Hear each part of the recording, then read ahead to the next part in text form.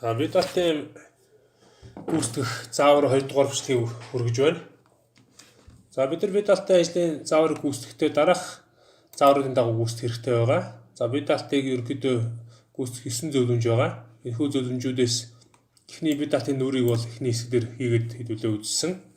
За хоёрдугаарт нь бид алтын дотор бичиж байгаа цаасны хэмжээ маань А4-ийн хэмжээтэй байх ёстой.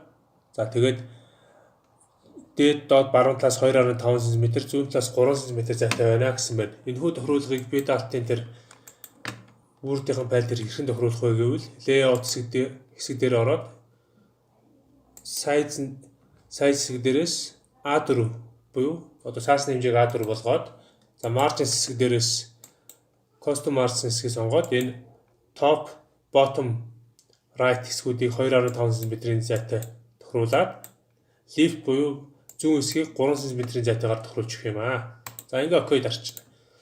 За дараахан бид алтын зөвлөмжийн дагуу энэ бид дотор бичиж байгаа текстүүд нь Times New Roman үсгийн фондоор за гарчиг 14 pt өндөртэй bold байна гэсэн байна. Доторх текстүүд нь 12 pt өндөртэй байна. Justify буюу зэрэгцсэн байна гэж байна. За энийг хэрхэн тохируулах вэ гэхээр энэ гарчгийн өндрөө 14 pt хэмжээтэйгээр bold. За бүх текст маань Times New Roman байна. За доторх текстүүдийн нь агуулгын хэмжээ маань 12-ийн өндөртэй. За тэгээд Justify байна гэсэн. Justify гэдэг сонголт маань энэ дээрээс сонгож байна. За тэгээд дараагийн заавар руу очих юм бол зураг оруулсан бол зурган доороо тайлбартай, зураг голсон, зургийн тайлбар нь голсон байна, дугаартай байна гэсэн байна. За тэгвэл энэхүү алгоритмын зургийг оруулсан байна. Зураг нь өөрөө голсон хэмжээтэй байж байна. За энэ зургийн дор тайлбар манаас голсон, дугаарсан байна. За тэгвэл зургийг хэрхэн оруулах вэ гэж Word program дээр зураг оруулахад их амархан байгаа. За бид нэр ингээд алгоритм дээр алгоритм зурсан бол зураг оруулахдаа Windows үлдээсэн систем дээрээс Snipping tool-ыг сонгоно. Snipping tool-ыг сонгоод зураг тасаж оруулахдаа энэ Mode хэсэг дээрээс нь Rectangular Snip хэсгийг сонгоод New-нд дарчна. За тэгээ энэ зураг ингэж тастаад шууд paste-ийг оруулаад ирнэ. За ингэ ороод ирчих тийм үү. За энэ орсон зураг ингэж жижигрүүлээ хэмжээндээ тааруулчихна. За тэгвэл бид нэг зүйлийг анхаарах хэрэгтэй байгаа. Бид алтынхаа зөвлөмжөөр буцаж очие. За бид алтын зөвлөмжийн хуудасны толгой хэсэг болон доод хэсгийг хэрхэн тохируулах вэ гэхээр маш их амархан байгаа. Толгой хэсгийг тохируулахдаа бид нэр insert-снээ footer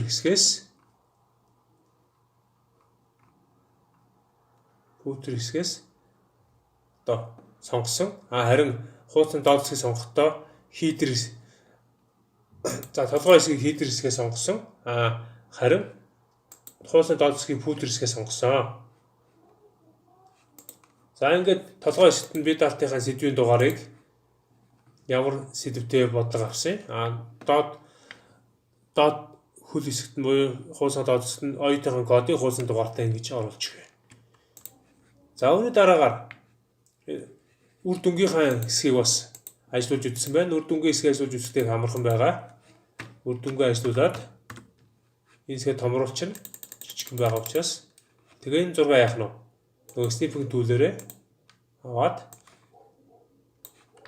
за энэ хэсэг дээр ингээ оруулаад өчнөө. За ингээд. За тэгвэл зураг оруулахад одоо асуудалгүй боллоо. Хэрхэн энэ бид алтын зөвлөмжийн дагуу тайлбарлах вэ гэвэл энэ зөвлөмжөө та нар сайн унших хэрэгтэй 4 зөвлөмж байгаа энэ бид алтыг үүсгэх бодлоготой холбоотой. Алгоритм C-ийн кодоор бичиж ажиллуулсан зураг файл хэсгээр нь авсаргана.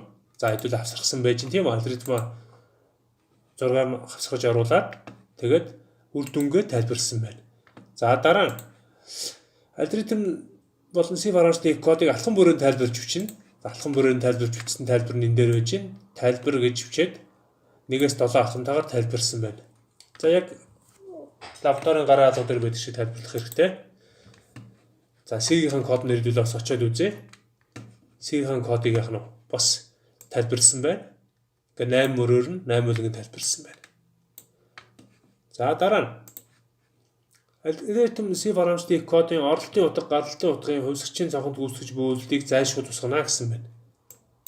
За тэрийг тусахад их амархан байгаа. За алгоритм дээр яваад очиход алгоритмын оролтын утга нь AB байна гэж бичсэн байна. Гаргалтын утга нь C байна гэж бичсэн байна. За энэ маань хүртэл нөгөө C-ийн кодон дээр яваад очихоор яг ижилхэн байгаа. Оролт гаргалтын утгууд нь. За мөн бодсон бодлогоо дүгнэж бичнэ гэсэн байна. За бодсон бодлогын тайлбар дүгнэлтийг хэвлэлээ бичих хэрэгтэй. Бодлогын дүгнэлтийг бол дараах хэлбэрээр бичнэ. За энэ дээр багш нь бичсэн байна. За энэ хүү бодлого declare assign input output болон гэсэн юмд ашиглаж бодлоо. Бодлогыг арифметик үндэс 4 үйлдэлд нэг үйлдэл болох нэм үйлдэлийг хэрэглэн бодсон. Оролтын AB хувьсгчийн утгыг гараас оруулж AB хувьсгчийн утгуудын хооронд нэмээд утга болгон C хувьсгчид оноож өгсөн. За энэ алгоритмыг бодсноор цаашид тооны машин бүтээх алгоритм болон төрөл бүрийн нийлбэр болох алгоритмыг бүтээх туршлагатай болно гэж дүгнэлтэн дээр бичсэн байна. За бид нар алгоритмынхаа болон C-ийн код бичиж байгаа хоёр хэсэг байгаа. Тэгвэл алгоритмынхаа хэсгийг болохоор тайлбарлахтай болохоор бид алтын бодлого 1 гээд 2 тооны нийлбэр олгосон бодлогын нэр нь энэ дээр явж байна. За бодлогыг алгоритмаар бодсон гэдэг тайлбар нь ингээд яваад. За тухайн алгоритмаар бодсон алхам бүрээр нь бодсон тайлбарлаад бодлого нь энэ байна. Зургийн тайлбар нь энэ байна. За тэгээд үр дүн нь энэ байна. За зургийн тайлбар нь энэ байна. За дараа нь оролт гаргалтын утгууд нь энэ байна. Бодлогын дүгнэлт нь энэ байна. За C-ийн код дээр очихоор бид нар бас 2 тооны нийлбэр олгосон бодлогын нэр нь энэ дээр байж байна. За бодлогын C програмчдын дээр бодсон гэд бодсон кодныхаа тайлбарыг энэ дээр бичсэн байна. За энэ кодны хэсэг байна. За энэ кодны хэсгийг хийхэд гадуур нь хүрээ өгсөн байна. Энэ хүрээг хийхэд бол их амархан байгаа. Home гэснээс ороод энэ borders хэсгийг хажуу талын командыг дараад энэ outside borders командыг сонгож байгаа.